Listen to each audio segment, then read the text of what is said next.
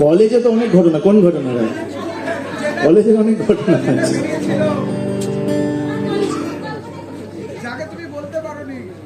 ওরকম কতজন কিছু বলতে পারি, এখনো বলতে পারি না অনেককে। এখন তো বউয়ের খাড়া আছে তাই বলতে পারি না।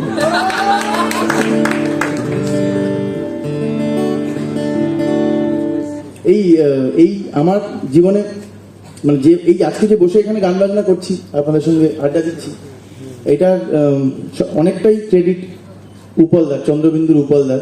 উপলদা আমাকে প্রথম কলকাতায় নিয়ে এসে ফিল্মে গান গাইয়েছিল। ব্যান্ডে মাতরম বলে একটা কম্পিটিশন হতো, সেখানে সেই ব্যান্ডে মাতরমের পার্ট 2-তে আমরা পার্টিসিপেট করেছিলাম, ফাইনাল অব্দি গিয়েছিলাম। আমাদের একটা ব্যান্ড ছিল, ব্যান্ডের নাম ছিল মিউজিক স্পিড, 2006 সাল। তো সেখানে উপলদা আমার গান শুনে আমাকে বলেছিলেন যে তোর গলাটা খুব আমার ভালো লেগেছে, যদি কখনো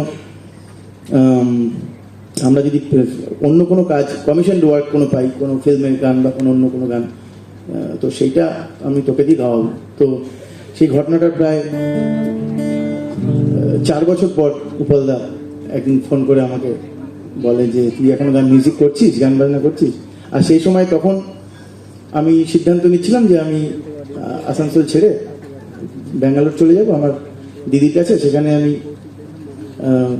ওই কিছু কাজকর্ম করব, তার সাথে মিউজিক করবো, এরকম নিজের জন্য মিউজিক করবো। কারণ ডিপ্রেস হয়ে নয়, তখন আমার মনে হতো যে এতদিন ধরে গান বাজনা করছি, কেউ শুনছে না বা খুব একটা কিছু হচ্ছে না, তার মানে হয়তো আমি অতটা ভালো করি না। এটা আমার এই স্পোর্টিং ব্যাপারটা আমার বরাবরই ছিল। তো আমার মনে হচ্ছিল যে আমারই বোধহয় মনে হয় যে আমি ঠিকঠাক গান বাজনা করি, হয়তো এটা নয়, এটা হয়তো ট্রুথ নয়। তো সেরকম একটা সময়তে উপলদার কল আসে এবং এই গানটা গাই, তারপরে পুরো একটা অন্যদিকে হয়ে যায় আর কি। আমার গাইতে হবে কিন্তু সবাইকে এটা। এবং এই গানটা মানে চন্দ্রবিন্দু প্রথম অন্য কারোর লেখায় সুর করেছিলেন। সচরাচর চন্দ্রবিন্দু তো নিজেদেরই লিরিক্স নিজেদেরই থাকে, শ্রীজাতদার লেখা ছিল এটা।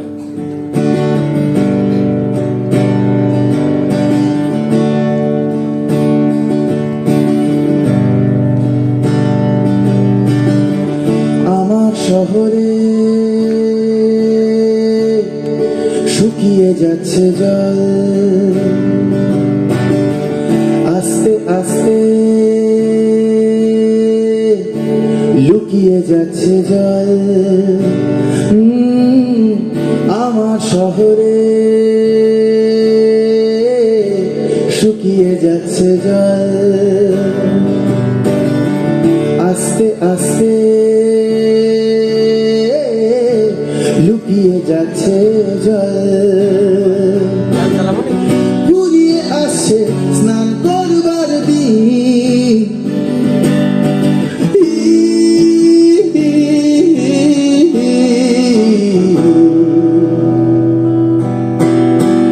অন্য কোথাও চল, অন্য কোথাও চল।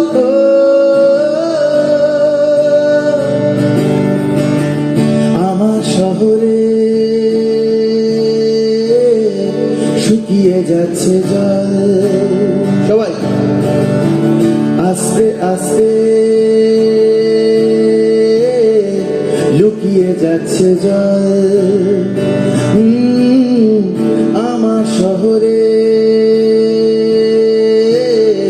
শুকিয়ে যাচ্ছে জল,